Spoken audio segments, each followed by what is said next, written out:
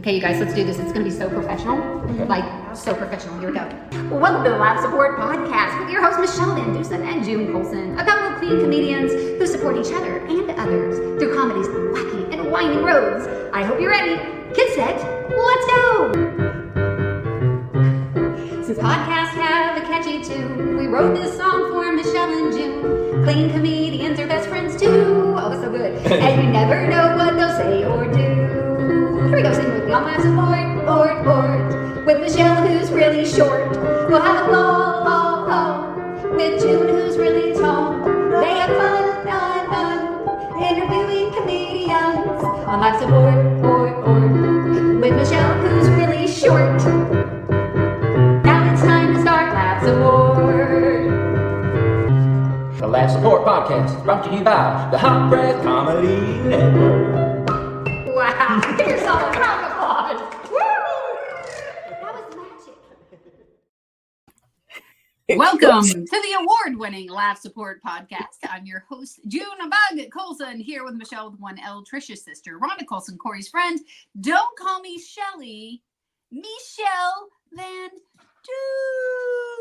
VanDusen. Hey.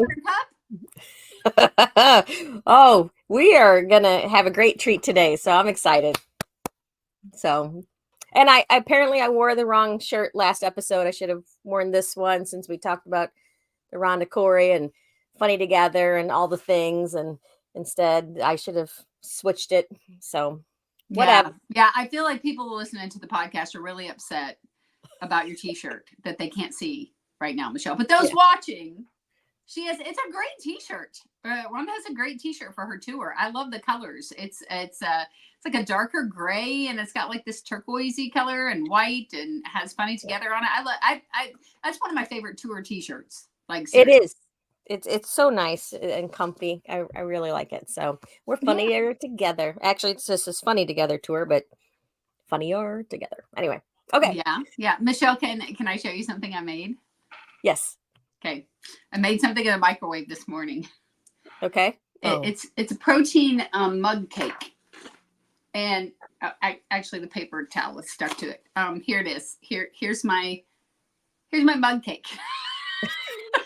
It looks like your cake is on the outside. Is it supposed to be like where you're making a cake and then you're going to fill it later, like a bowl? Is that a cake bowl?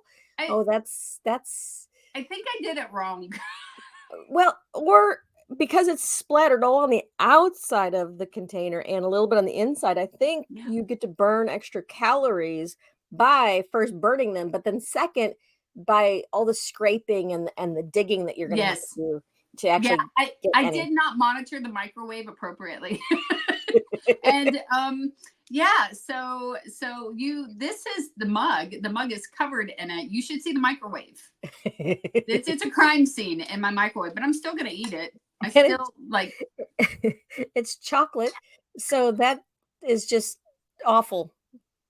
And thankfully it wasn't like a red velvet mug cake, because then it would look like a crime scene. Yeah, that's true. But sometimes like the ugliest food tastes the best. Don't you think? Sometimes, yes. Yeah, but you have to be you got to be prepared in your head that you're going to eat it, and just kind of close your eyes to, because a lot of times it's the texture of food that will throw you off, or the way it looks, and then sometimes the way it smells. Because what is that country that makes that, not the ugly fruit, but the stuff that smells really bad but then it tastes really good? Some kind of fruit. Cabbage? No, it's not cabbage. Cabbage is delicious. It doesn't smell good after you cook it, though. No, it's some kind of, it's a fruit thing, and it just smells. So like when you open it up, people are like, ugh, but then I don't know what it is. Anyway, so I have no idea what you're talking about, but so my kids will eat anything, because when they were little, I would let them do the mystery food. Well, one, I say they will eat anything because my cooking is so bad that I burnt their taste buds off.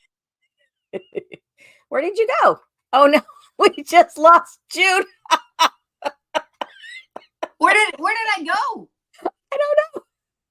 What happened? It was magic. That it was mug cake. It's mug cake magic. I just disappeared. You were mugged. And I reappeared on the opposite side. So that's super cool. Oh my gosh. Yeah. So what is that? Teleported? I don't know. Anyway, maybe it's my kids. It's the spirit of my children who don't want me to talk about them ever at all. But we did a mystery food. And every time we would go to the grocery, I would let them pick like the mystery fruit or the mystery vegetable. So it wasn't me saying, you're going to try this food. It was them thinking it was an adventure, right? But like for them, like a mystery food was like a bell pepper. They're like, woo, look at the mystery. Brilliant. It's green and it has a stem. But the guy at the grocery store that like ordered their fruits and vegetables, I got to know him, and he would order like weird fruits and just things we hadn't seen before and have them come in. And he would be so excited when me and the boys would come in the grocery, but it was almost like a drug deal or something, because he'd be like, I got something in the back for you. Bring your children, you know? And we'd go to like the back of the grocery, and he would have, there was one that was like a witch's hand or something that was some sort of, it tastes lemony, and it was like a root, but the way it grew, it was like, it looked like a hand. It was so weird. But anyway, so please follow the Laugh Sport podcast for all of your vegetable and fruit needs. Yeah. We're on top of it. Look for the fruit that Michele described so clearly, the thing that looks but smells, and I have a witch's hand, and yeah, good luck. It's lemony. So it could be like lemon balm, or which is really good for you. So you should have it. Absolutely. But I don't know if that's what it is. It's a root that tastes like lemon. That's so weird. I find it to be interesting that you have, or this grocery guy has like groomed your children never to go into a van for candy. But if they got vegetables, hey, come on. I got you some great fruit over here. Yeah, that's my kids. My kids. Yeah, other people's kids would sit and eat like potato chips, and my son Trey would be on the couch with like cucumbers and bags of baby carrots, and you know, we would let them pick where they wanted to have their birthday dinner when they were little. And Ty was always like, oh, Charlie's or someplace with a steak. And I'll never forget when Trey got old enough to like decide what his big birthday meal was going to be. Yeah. We're like, anywhere in town. Also know that the town that I live in used to be known for having the most restaurants, like as far as the size of the city, it had more restaurants, you know, than anywhere else in the country in one like 2-mile strip of land or whatever. It was like crazy. So any restaurant you can think of, for the most part, it was here, right? Yeah. And I'm like, where would you like to go for your birthday dinner? And he's like, anywhere. And I go, yeah, buddy, anywhere. And he's like, we're going to Subway. Out of all the places that he could have picked, Subway? Yeah, but here's why. Because he loved having control, like going up and being able to look at everything and pick. And he, like at like 4 years old, he had like 17 vegetables on a sandwich. The lady who owned the place was like, I don't get it. There's no 4-year-old that just gets all of those vegetables on their, you know, on their sub sandwich. But they're still them, and they still eat everything because of that, I think. And see, that explains so much as to why your town is like the official Ozempic town or something now. It makes so much sense because all those kids grew up with all of those restaurants picking and choosing. So it makes sense. We are the Ozempic. Yeah, we are the Ozempic capital. Yeah. Yep. And only one out of that entire group of kids chose the vegetables. So that's why. Yeah. Here's okay. Are you ready? Are you ready for my Ozempic joke? Because I have to talk about it. First of all, I'm a plus size girl, and I'm living in the weight loss capital of the country. So that almost sounds like a song. Living in a you could do a whole thing off Material World, but you're a plus size girl. Yeah, living in the Ozempic world, but I am a plus size girl. Yeah, that would be really good. But okay, so I saw a lizard when I was walking down the road. This is inspiration for comedy. I saw a lizard when I was in Florida last week, and it was on the side of the wall, and it had half its tail like grown back, you know, like if they get scared or whatever, they'll drop their tail and run. And I'm like, I saw this lizard and how his tail was growing back, and I look at my husband and I go, I lose weight like that lizard. Like I'll drop half my tail and it just grows right back. I think that's funny. I don't care if anybody else does.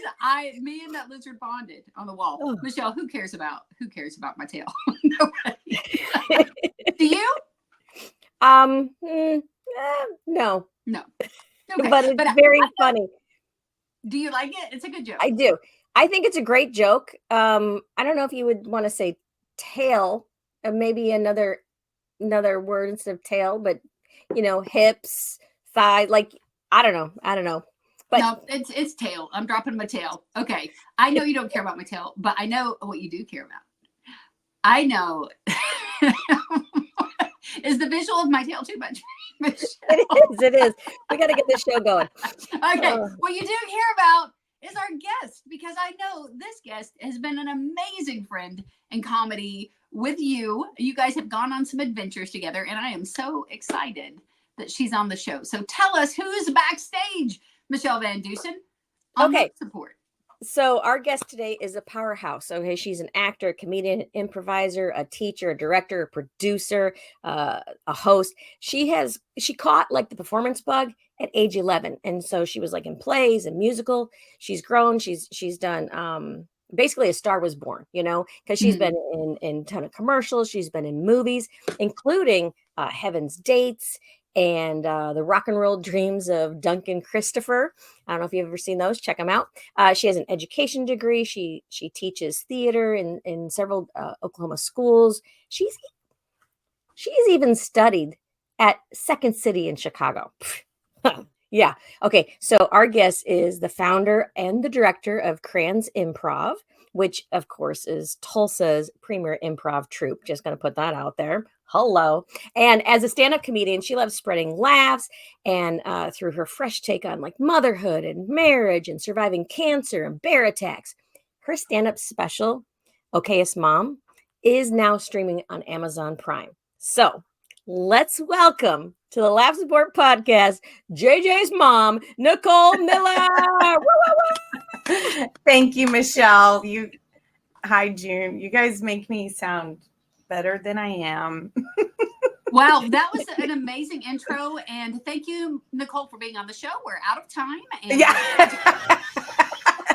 Thanks for having me. I feel like just at the top, I need to explain myself that I do have a pug on my lap, and so the audience might be hearing some Darth Vader breathing, and that is just my pug struggling to live, and that's just her daily life.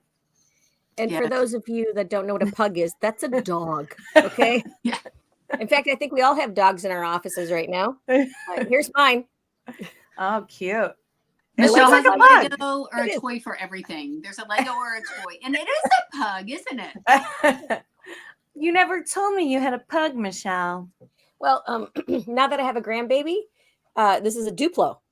So I get it. So it's technically Mia's pug, but I had a Puggle, Nicole. I had a Pug and Beagle mix, but he had a little bit so his mom was Puggle and Jack Russell. And then the dad was Puggle, so Pug and Beagle. So it had a little bit of Jack Russell in him, and he looked like a puppy, forever. He never really got big, and his nose had just that little bit of Jack Russell in it. His name was Raider. He had a crooked leg and no teeth and one eye. He was amazing. He was an amazing dog. Cute. But I get it because he breathed like the pug. He had that nasally sound about him all the time. So yeah, you have a pug on your lap. I had a lizard for a tail. That's how we do it. This is a pet support podcast now. It is. So Nicole, we're so excited to have you on the show. We talked a little bit beforehand about what our podcast is about. Michele was one of the first people to support me in comedy. She was my laugh support straight from the beginning. So that's where we're going to start with you. When you think back to when you began your career, it could be in improv, it could be in stand-up, it could be in acting. Who do you think of as being some of the first people or the first person to really support you in your performance journey? Well, as a child, because I did start so young, if my parents hadn't been so supportive, I don't know if I'd still be doing this. Because I remember my dad and mom back then, this is how old I am. We would have to look in newspapers for auditions and things.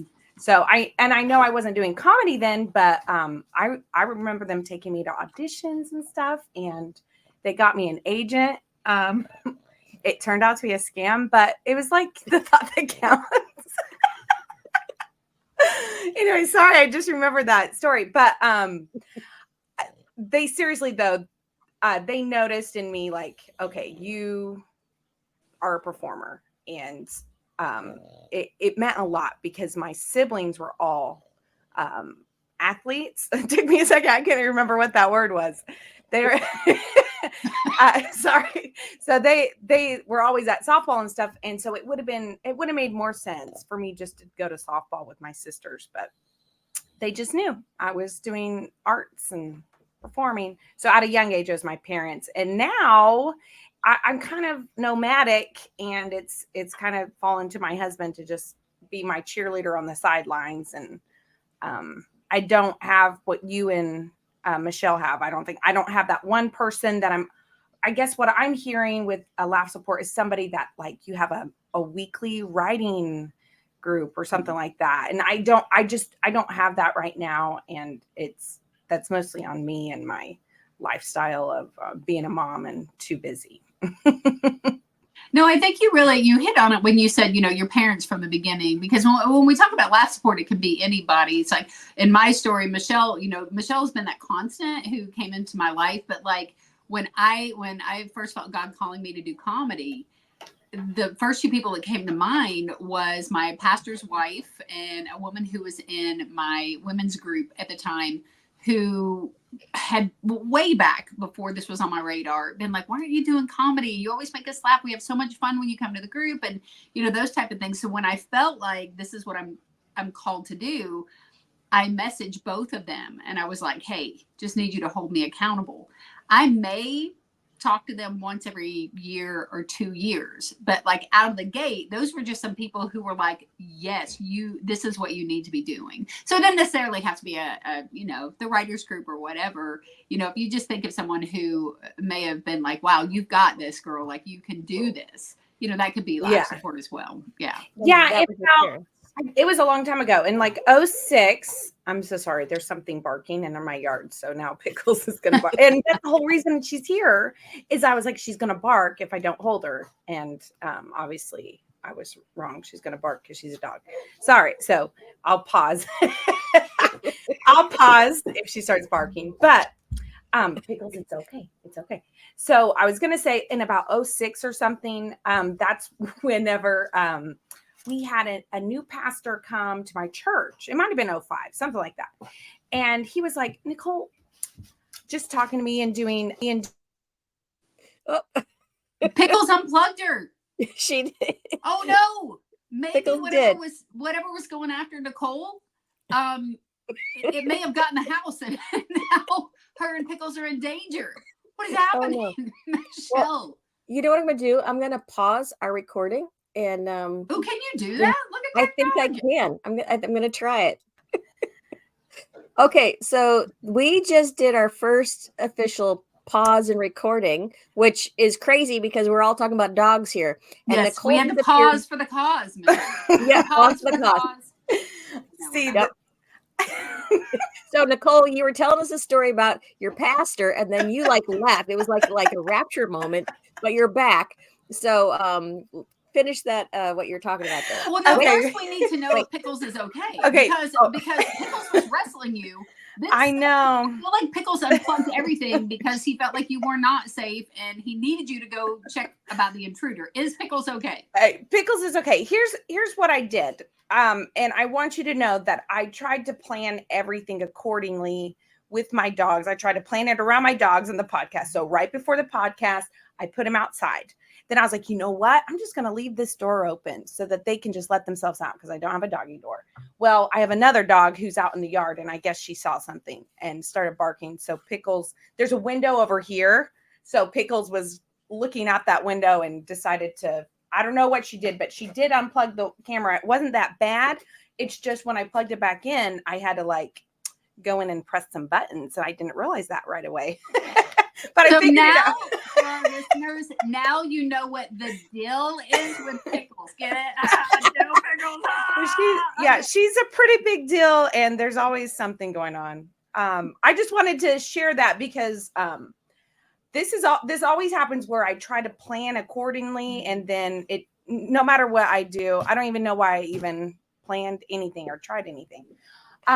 So this is my comedy story, sort of. So I'd been acting my whole life, basically, starting at age 11. So basically my whole life, just like community plays and stuff like that. So we got a new pastor at our church, and I think he was doing like a dinner theater, something like that. So he was new. So he's asking around, like, who in the church is good at this? And my name came up. So we started doing some projects together and just regular theatery type. And we would just chat and stuff. And he was like, have you ever heard of improv? And honestly, I had done theater. So improv, I thought, was like a warm-up game before your play. I was like, I don't know. Sure, I've done improv. Zip, zap, zop. What?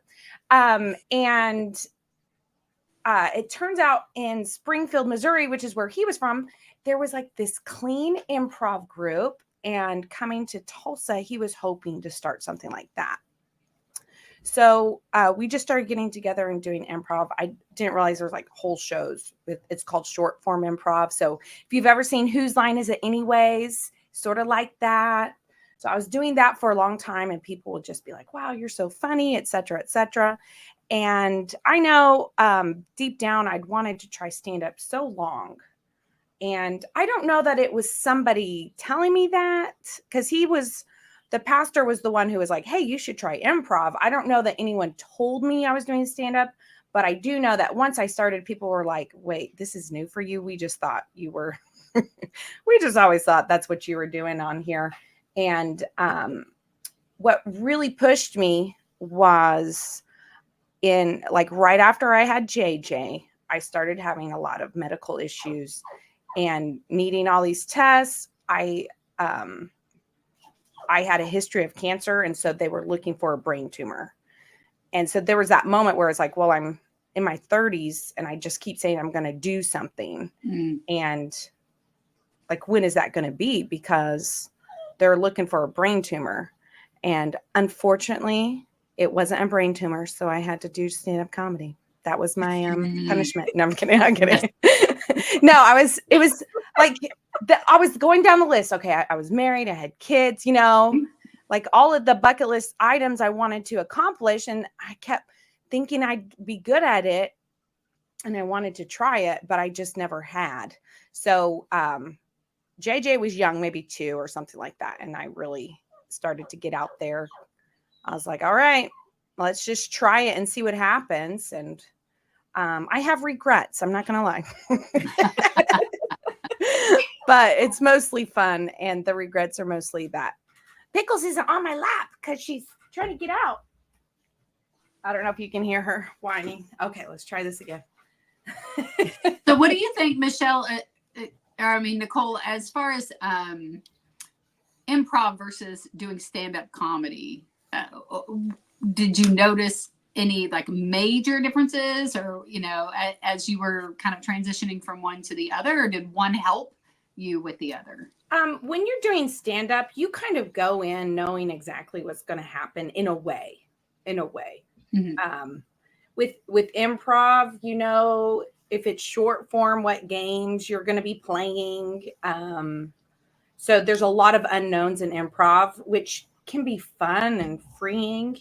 But if you're a type of person who just wants to, you want to make sure it's funny, then stand-up is probably for you. Because improv, you go in there and you're like, we maybe got 3 laughs, but those laughs were very organic and were very funny. In a way, improv can be funnier just because, like, nobody sat there for hours writing it. Mm-hmm. They're not very, I'm going to say they're just not very the same. They're not the same at all. But I do feel like years of being on stage, not knowing my lines, prepared me to do stand up.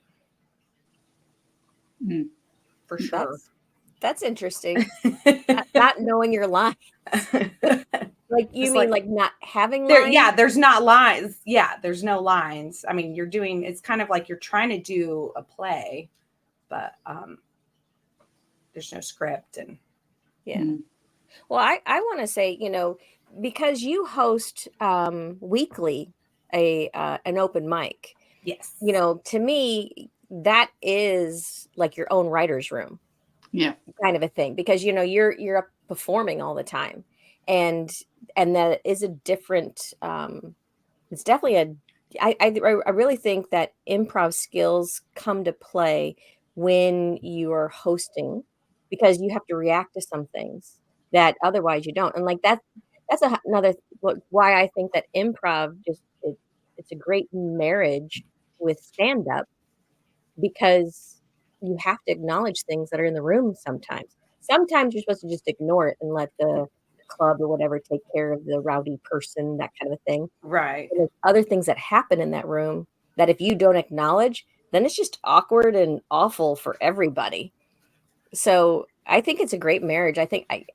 Personally, I think you do a great job handling crowds and reacting to those kind of things. Oh, thank you. I do think my improv background really prepared me for that part. And then I thought I was doing okay at stand-up, and then I started hosting weekly and pushing myself to always be performing. Sometimes I'll go up there and I haven't written any new jokes, but I don't want to tell any of the old ones. And it's not very funny, but I just talk about what's going on either in the room or in my life. And it's just kind of pushing me to, I feel like I've grown so much as a stand-up by just pushing myself to do a show weekly. I mean, it'd be great if it was more than once a week. And typically it is more than once a week, but at least, if all else fails, I have that one open mic for sure I'll get on. And typically I'll like hit an open mic before ours. There will be hopefully a show on the weekend or something. So I am performing multiple times a week. It's just amazing I can't even watch some of the videos I did when I first started. Yeah. Because I'm like, oh, wow, I'm really getting better. Sometimes I watch and I'm like, why am I still doing that joke? Yeah. I'm still doing that. So we talk about, a little bit ago, you were saying you don't necessarily have that laugh support as far as that one person, the way that I have Michele. So, that kind of answers a little bit of the loneliness on the journey. But I wonder, as far as improv versus stand-up, just recently my sister-in-law came and saw me and she said, man, that's got to be like one of the loneliest places in the world. When you go to that microphone, it's just you. There's like nobody else there. And when you're in improv, you have a team, you have people that you're with, So did you feel lonely at the mic when you first started doing stand-up and there wasn't a group of people? It was just you and the mic? It was definitely a rude awakening. It's like you're just standing there naked, honestly.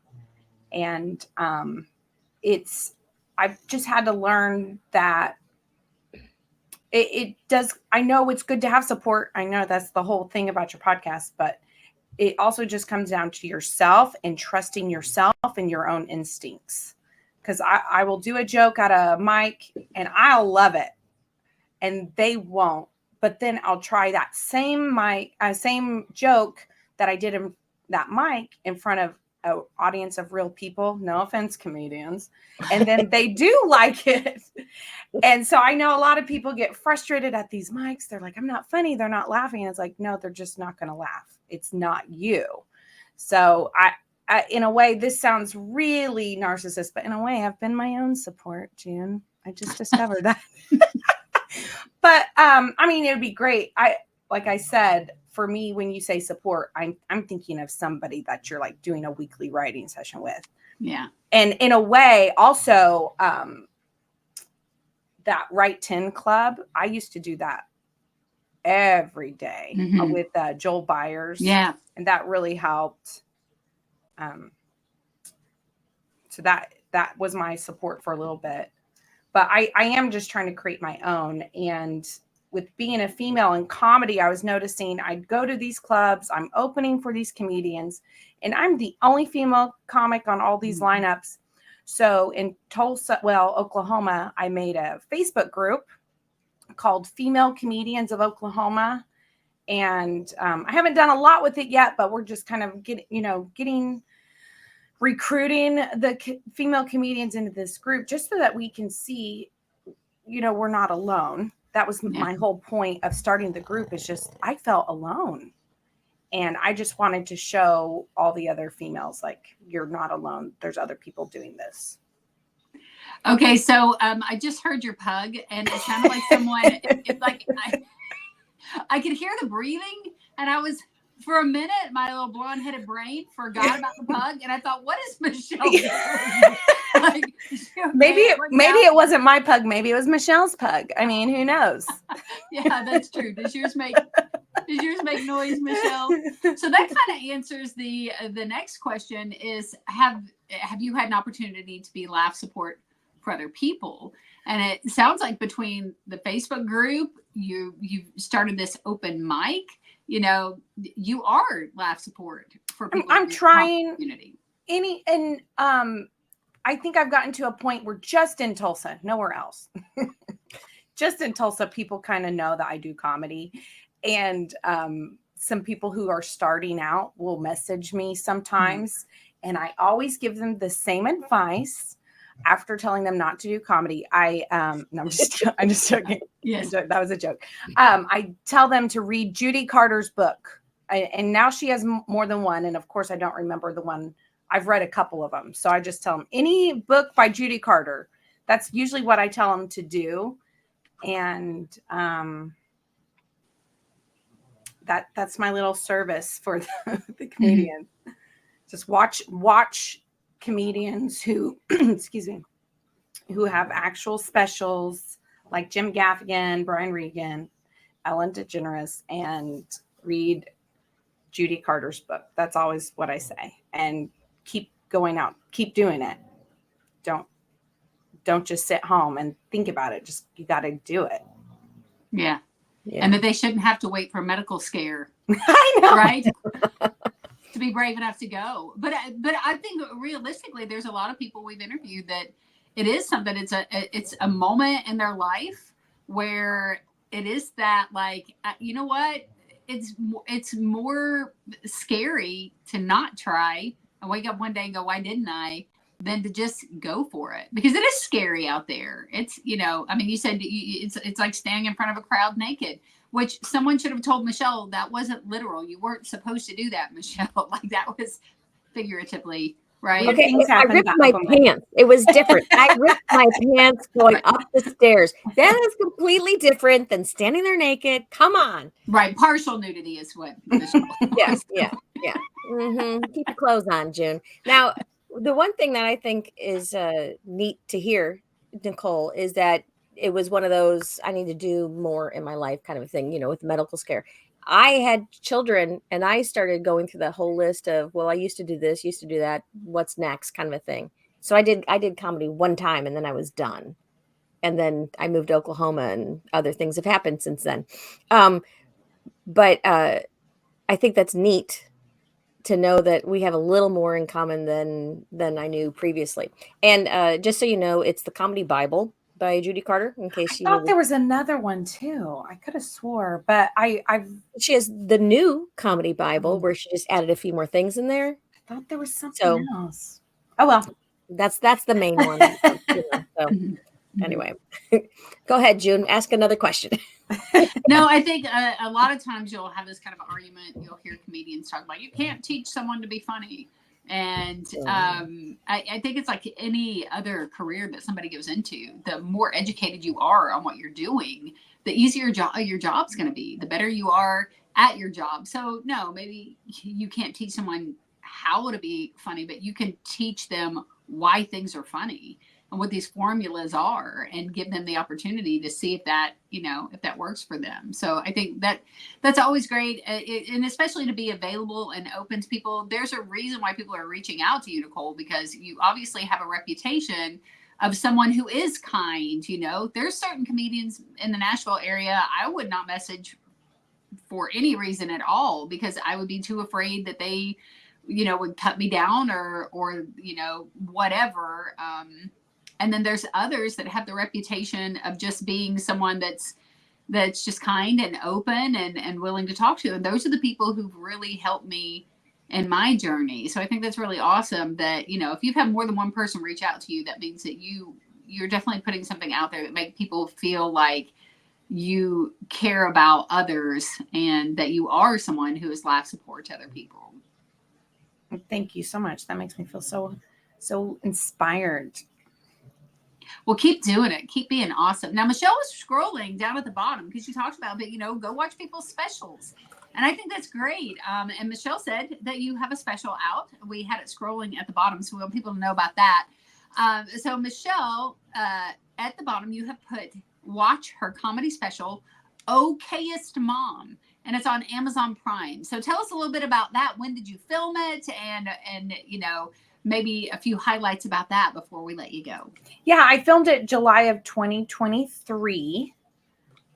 So not the most recent July. So it's still pretty fresh. And I'd been working on some material about being a mom, and it was kind of a birthday present to myself. So I produced it on my own, and with the help of, there's this company in Tulsa called Full Credit Media, like 4K cameras, all these angles. Mm-hmm. And so it's really great footage. It looks legit. I did it for, thank you. I did it for the experience. And for, you know, as soon as I said, I'm going to do this special, like it just gave me just more motivation to work harder. And even after I said I was going to do it, and I thought I knew everything I was going to put in it, I ended up putting some brand new stuff in it, which probably I shouldn't have. But like after I said I was going to do this special, we ran into a bear on the Smoky Mountains, and I just was like, I can't not talk about this. It's a big deal. I just don't ever see bears. So, and actually, like you literally like hit the bear, or you were like walking, you're like, oh, hey bear, how you doing? Like, what do you mean you ran into a bear? So we went on vacation to the Smoky Mountains, and we were looking for this waterfall in the mountain. And on the trail, we were going around a curve. A bear comes our way, just like nothing like he's trying to attack us. So I started to record him on my phone, making a TikTok, and my husband scared the bear away. And so that became a big part of my my comedy special, because, and everybody remembers it. Well, a lot of people remember it because afterwards, after my husband saved our life from an actual bear, he wouldn't talk about anything else besides the time he saved our life from the bear. It was a lot. It was a lot. And the way he scared the bear away is he literally just was like, go bear, go bear. And the bear turned around and left. And it's all in this TikTok video. It's hard to see the bear because it's just, the lighting isn't great. But if you look really hard, you can see this black blob just like meandering away. So that happened after I said I was going to shoot a special. I love that. I love that God just kind of like, here, you need some more material. Here you go. Yeah. And if you need material, go to the Smoky Mountains with your family on vacation. I'm pretty sure this is what was going through the bear's mind at this time frame that he came across Nicole Miller and family. It was, hey, boo-boo, let's go get us a picnic basket. I think that's what, yeah. I just wanted to do that. I love the different reactions though. And there's so many videos of women like you on TikTok where people are like, she's filming a TikTok with the bear. I didn't know what else to do. What is she doing? And like, this is great footage. Yes, yes. And I love the fact that you were like, the lighting was kind of bad. Like, if you could have had control, you would have had some lights set up. So that we want to illuminate the bear. It was kind of sad that he didn't give you a heads up, because it much better production value if he had done that. But like, yes, as, like entertainers, we're like, this is crazy. This is awesome. And your husband's like, Or we could die. Yeah.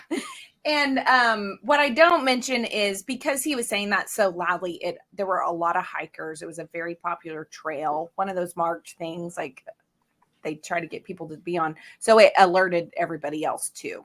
So I think we saved lives. Well, my husband, I made TikToks. He saved lives. Yeah. Wow. Yeah. He's hero status now. Not only is he a stepdad, right? Yep. Now he also saved lives, multiple lives. Yeah. So from the bear. Yeah. But what else are you going to talk about? Like that has to be top of the mind for a long time. That's going to be the nursing home story that when they come, like, you know, see her husband and he's like 98 years old. He's going to be like, did I ever tell you about the time I saved a family from a bear? He's going to be the bear guy in like room 4C. You know, he's like, that's it. Go hear the story about the bear. It's a great story. We need to see a reenactment of it. Okay. You know, I think, and I do love so much that you did a TikTok while that's happening. I need evidence, please. I'm going to need evidence of how I died on a mountain. I thought it was going to be the fact that I had to walk, but no, it's this. Yeah. I will be the person who goes viral after death. Like it's not going to happen while I'm here, but something will happen, you know, upon my death. Okay. So that's absolutely an amazing story. There are going to be so many more amazing stories on Nicole's special. So we absolutely encourage our listeners to check it out. Watch her comedy special, Okayest Mom, on Amazon Prime. Also, friends, we want you to follow Nicole Miller and her comedy path, her journey, find out where she's at, what she's got going on. You can go to Nicole Miller Comedy. It's Nicole, Nicole Miller Comedy on Facebook, Instagram, and TikTok. Nicole, thank you so much. I know you've had to ride with Michele before, and the fact that you were still willing to come on our podcast is amazing. But you were driving, so that's a whole different scenario. And she brings good snacks. Yeah. That's all I'm saying. Well, I actually didn't bring any snacks to that trip, and I know, I'm sorry, but I did have a water. I had an extra water. She gave me gum, which was the best snack. Oh, gum, mints, and gum. I was wondering where my gum was. Now I know. And I have to say this publicly. Nicole is a great driver. So I'm just putting that out there. I felt very safe. Okay, good. I would travel to many more shows with Nicole Miller.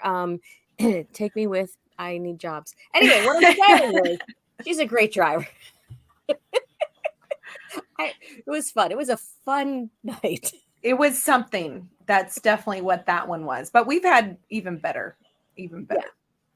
Yeah. The Marco Polo conversations about that show was super fun with Michele. I would say we heard her.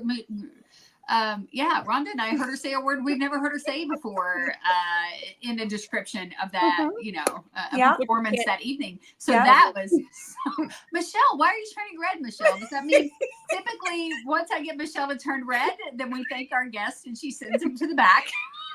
And I'm in trouble. Nicole, thank you for being on this show. You are absolutely amazing. Michele's going to send you to the back while she regains. Here, Pickles wants to say goodbye. Yes, bye, Pickles. Bye to Pickles. Here, right here. He never came in to show off for Pickles. I think he's intimidated. All right, Michele, let's let Nicole go to the green room while you and I close this thing out. You okay? You okay? Yep. I'm good. I'm good. I feel like I struck a nerve there. Hey, okay, real quick. Yes, let's do the tip of the week while you still love me. Tip of the week is go with your gut. It's interesting that Nicole said at the beginning that when she was first getting into performance, her parents kind of got wrapped up in a bit of a scam artist that tried to get them on board as far as representation. And today we're just going to talk about go with your gut. When you feel like something is not right, it feels a little off, then go with your gut.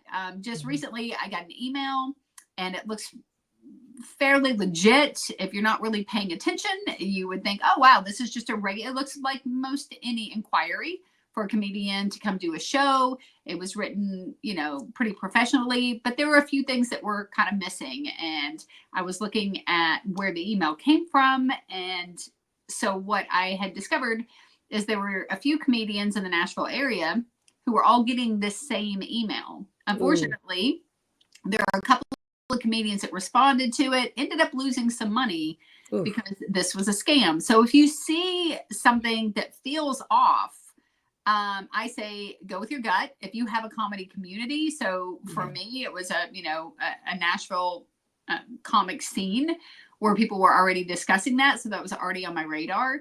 I was able to know just pretty much right away that this is not anything that I was going to respond to, and I blocked the people, from being able to email me. So I think in life, God gives us, he gives us instincts for a reason. We have, these instincts about us. And so when you feel something's off, you feel like it's not right. The tip today is go with your gut. All right. Go with your gut. I like it. I like that actually in all things, what are you going to eat on the road? Go with your gut. What are you going to eat at home? Go with your gut.